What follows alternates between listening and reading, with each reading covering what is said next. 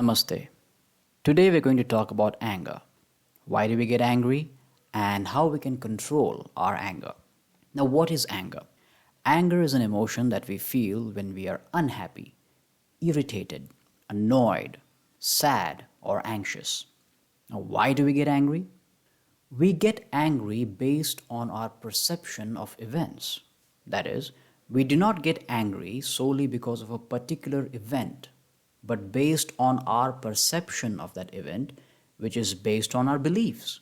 Therefore, the event, which is the trigger, plus our perception of the event, that is, our beliefs, when these two things combine, it will eventually result in how we feel, our emotion.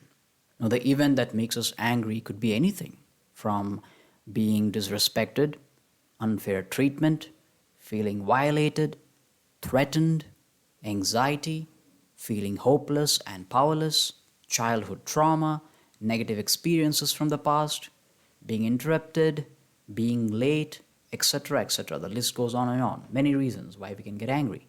For example, let's say somebody is making fun of you in a group of people. Now, others might find it funny and laugh, whereas you might not find it funny at all. And you may get angry because your beliefs and others' beliefs are not the same. Others might feel it's funny because it's their belief, it's their perception, but you, on the other hand, might find it, let's say, disrespectful or hurtful because it's your belief and your perception. For example, let's look at certain instances when we can get angry. Number one, we can get angry when something doesn't go our way, like you're late or you bought something and it doesn't meet your expectations.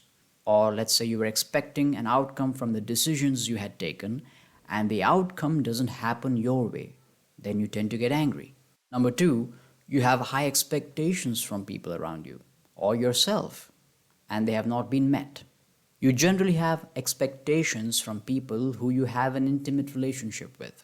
It could be your family, that is your parents, your spouse, or your children, etc., or your friends, or you have expectations from yourself.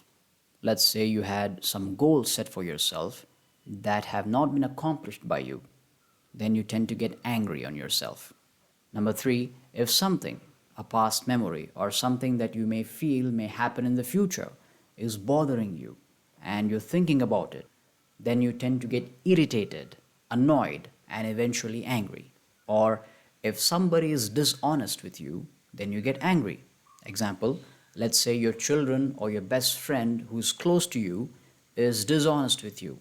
Let's say they told you a lie. You get angry. You may get angry with a stranger who's dishonest as well.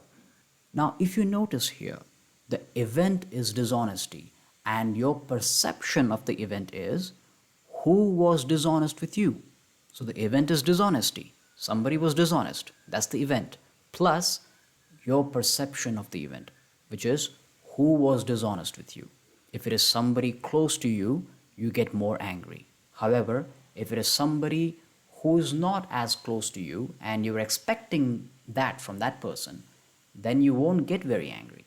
So if you look closely, the people who you share a strong relationship with have the ability to bother you or make you angry as compared to people who do not have any relationship with you or your relationship with them is not as strong. Now let's see how to control anger. Let's look at 5 ways to control anger. Number 1, stop talking. If you feel that you're losing your temper, then stop talking immediately, as you may say things which you might regret or be sorry for in the future. So stop talking and think before you speak. Stop talking immediately if you feel that you're losing your temper. Number 2, just leave. If you feel you may lose it, your temper, then just get up and leave that place. Go out or go someplace where you feel peaceful. Calm your mind, clear your head, and relax before taking any further action. Even if you have to confront somebody, do so after you have relaxed. That's point number 2. Point number 3, take deep breaths or count down when you're angry. This helps in calming and relaxing the mind. Take deep breaths and focus on it. Number 4, you can chant a mantra, whichever suits you. If you're religious, you can chant a mantra of your beloved God and calm your mind.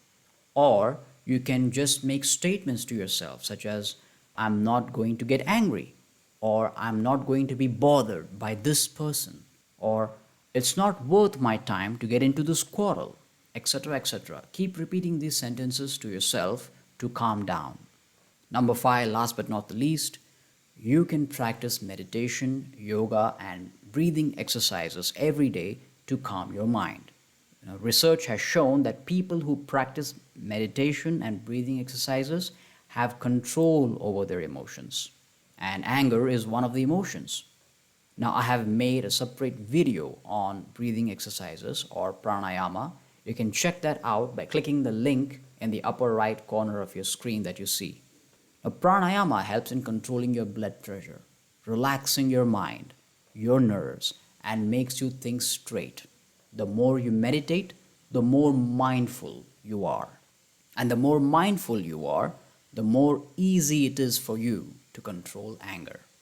So these are the 5 points that you can practice to control anger. That's all for now. I'll see you again. Until then, be good, do good. Namaste.